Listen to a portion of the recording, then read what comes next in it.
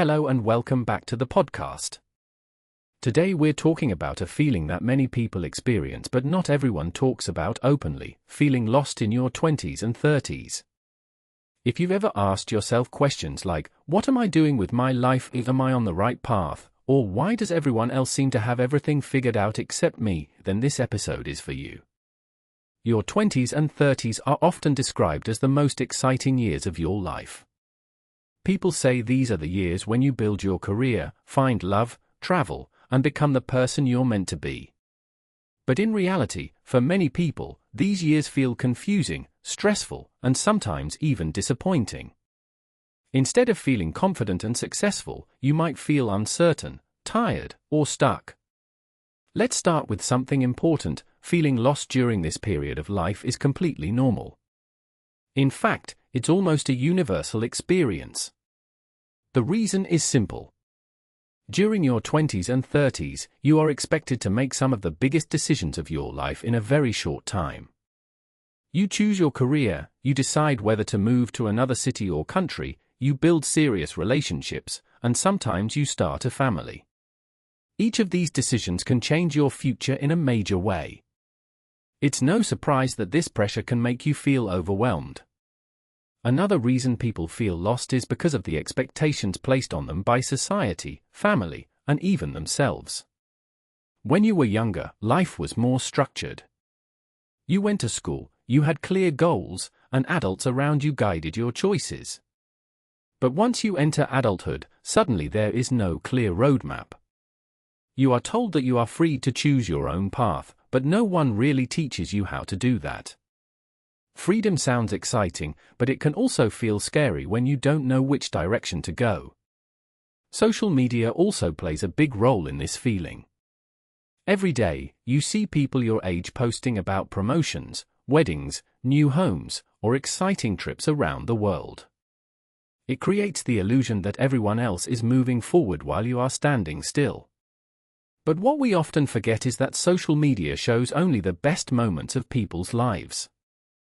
You don't see their doubts, their failures, or the days when they feel just as lost as you do. There is also something psychologists sometimes call the quarter-life crisis.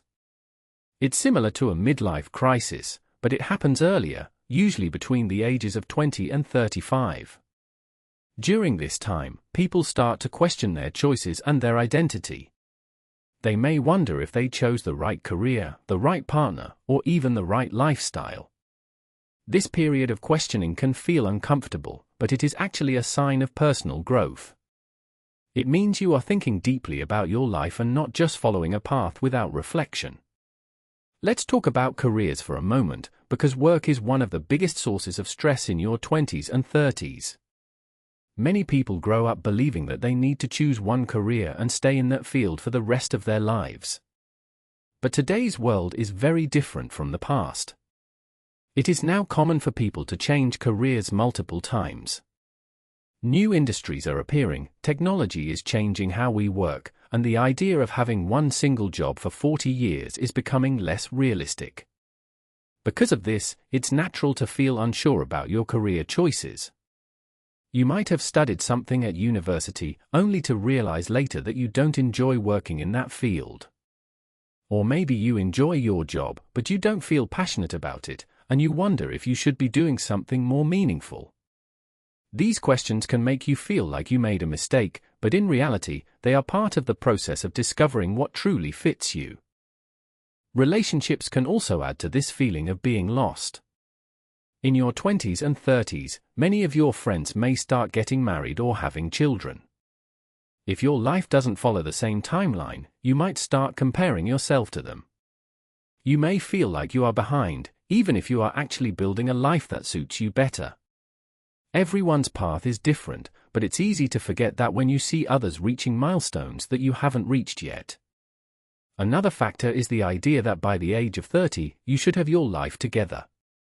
Many people believe that once they reach this age, they should be financially stable, emotionally mature, and confident in their decisions.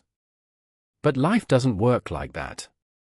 Growth doesn't stop at 30, and there is no magic moment when suddenly everything becomes clear. Many people in their 40s, 50s, and even 60s still change careers, start new relationships, or discover new passions. So, if feeling lost is normal, what can you do about it? First, it's important to accept that uncertainty is part of life. Instead of seeing it as a failure, try to see it as a sign that you are exploring and learning. When you were a child, you probably tried many different hobbies before finding the ones you liked. Adulthood works in a similar way, but the decisions feel bigger, so the fear of making a mistake is stronger. Second, try to focus less on comparing your life to other people's lives. This is easier said than done, but it can make a huge difference to your mental health.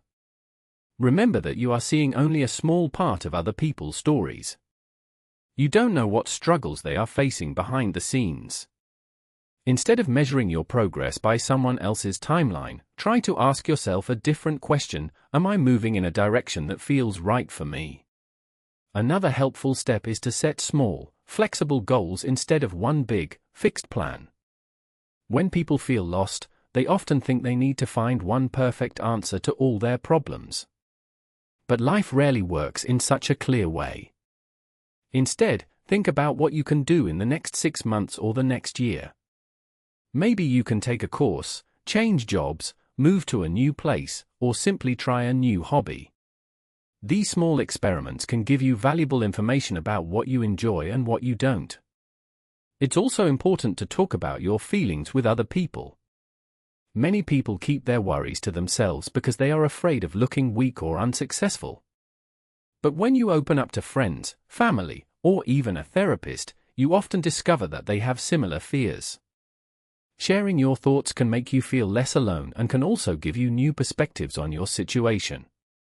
Let's not forget the role of failure in this journey. Society often teaches us to avoid failure at all costs, but in reality, failure is one of the best teachers we have. If you try a job and realize you hate it, that's not wasted time. It's valuable information that helps you understand yourself better. Every experience, even the negative ones, helps you make better decisions in the future. Another reason people feel lost is that they expect life to be a straight line, where each step naturally leads to the next. But for most people, life is more like a zigzag. You move forward, then sideways, sometimes even backward, before finding a new direction.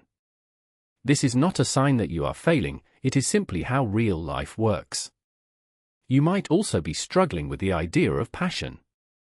Many motivational messages tell us that we should follow our passion, but not everyone knows what their passion is, and that's okay. Passion is not always something you discover suddenly. Often, it develops over time as you gain skills and experience. Instead of waiting for a perfect passion to appear, try focusing on what interests you right now and what you are curious about. Curiosity is often a better guide than passion, especially when you are still exploring. Money is another topic that can make people in their 20s and 30s feel lost or anxious. You might be dealing with student loans, high rent, or the pressure to save for the future. Financial stress can make it harder to take risks or try new things, which can increase the feeling of being stuck. It's important to be realistic about your financial situation, but also to remember that building stability usually takes time. Very few people become financially secure overnight. Let's talk for a moment about identity. During your teenage years, you start to form an idea of who you are. But in your 20s and 30s, this identity often changes. You gain new experiences, meet different people, and your values may shift. This can feel uncomfortable because it's like the ground under your feet is moving. But it's also a sign that you are growing and becoming more self-aware. One helpful exercise is to regularly reflect on your values. Ask yourself what truly matters to you. Is it creativity, security, freedom, family, helping others, or something else? When you understand your values, it becomes easier to make decisions, because you can choose the options that match what is most important to you, rather than what other people expect from you.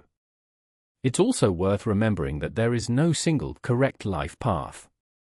Some people find success and happiness in traditional ways, like building a stable career and starting a family early. Others find it through travel, creative work, or starting their own business later in life. Both paths are valid.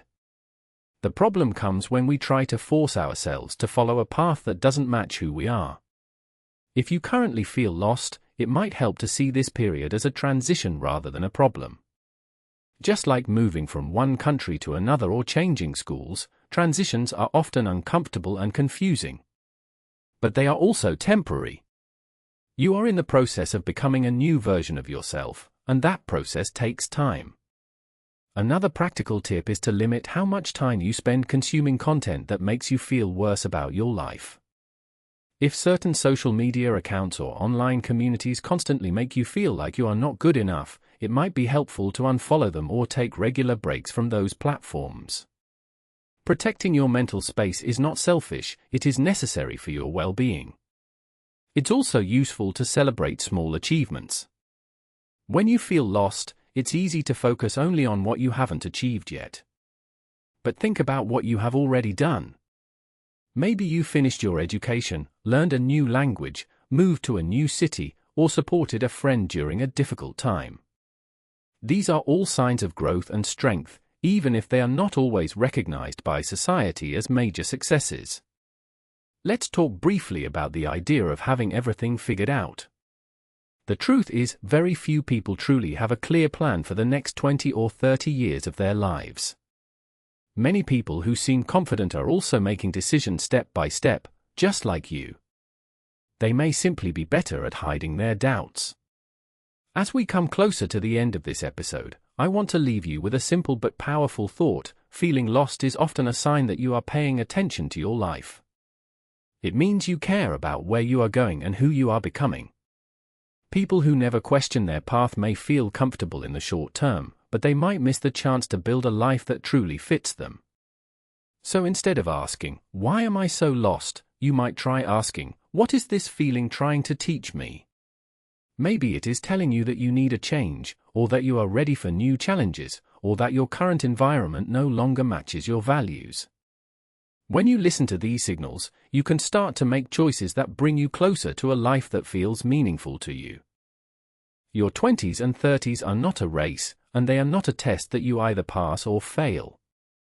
They are a time of exploration, mistakes, learning, and growth. It's okay if your path looks different from the paths of your friends or from what you imagined when you were younger. Life is long, and there is space for many different chapters.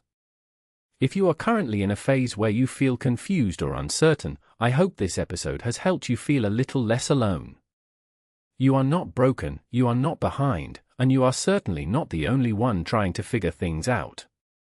You are simply in the middle of your story, and like any good story, the middle is often the most complicated part. Thank you for listening today. If this topic resonated with you, consider sharing this episode with someone who might also need to hear it. And remember, it's okay not to have all the answers right now. What matters is that you keep asking questions, keep learning, and keep moving forward, even if the steps are small.